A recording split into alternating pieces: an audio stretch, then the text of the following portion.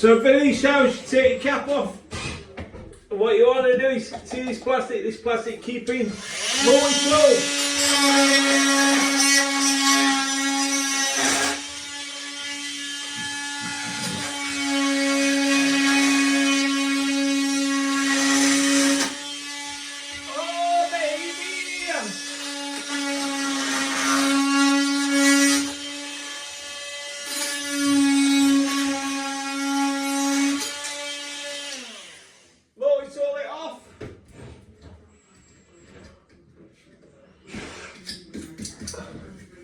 I like to clean all this. What I'm going to do is I'm going to get the back on that.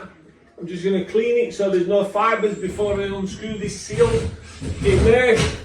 There's a seal part which is in there. I'm going to make sure all that's spotless first, and then we're going to silicone it round.